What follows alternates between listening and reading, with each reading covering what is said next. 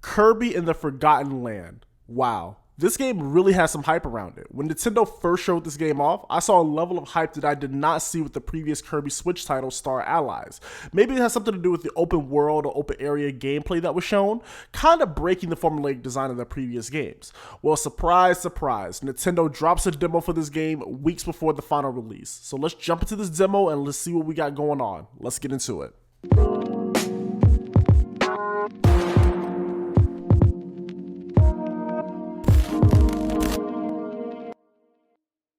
So first things first, let's talk about the visuals and presentation of this game.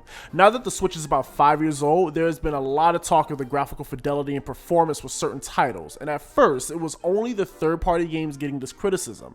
Now those same complaints are starting to happen with the first-party titles. So how does Kirby Forgotten Land look? Well, I will say, for the most part, the game looks right on par with other games that Nintendo has released in this style. Very colorful and vibrant, and looks great for what the game is going for. A cutesy 3D platformer. There were some rough textures here and there, but that did not alter my experience with the game itself. So yeah, overall, I think the game looks good, and I can't wait to see how the other stages look in the final product. Now, the gameplay.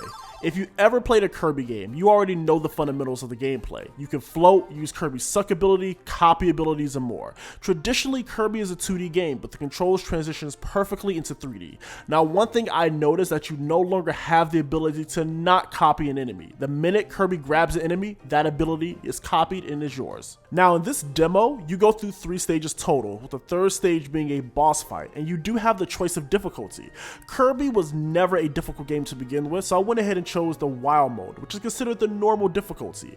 In terms of the new mechanics, Kirby now has what's called a mouthful mode, which was shown off in one of the gameplay trailers, and I will say, I like it. When I first saw mouthful mode, it seemed a bit unnecessary and a bit gimmicky, but after actually playing a level or two with it, I love how it switches up the gameplay quite a bit. Like the car, being able to break things in the environment to create a new pathway, or the traffic cone, using it to create holes in the ground to find secrets.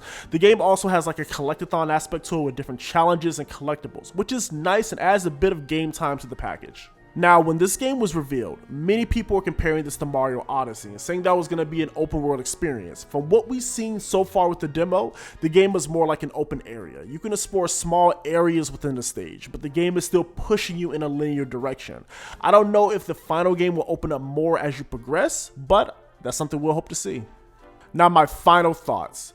I had a fun time with the demo. I played it about 3 times before recording this video, and this is a game I will be picking up once it's released. I'm very interested to see more of the added mechanics that they tease at the end of the demo, like being able to level up Kirby's copy ability, which you get a taste of if you play a level after completing the demo. And I also want to see the village building in the minigames. I think Kirby Forgotten Land will be a fun time, and I can't wait to play it. I thank you all for watching, and I'll see you next time.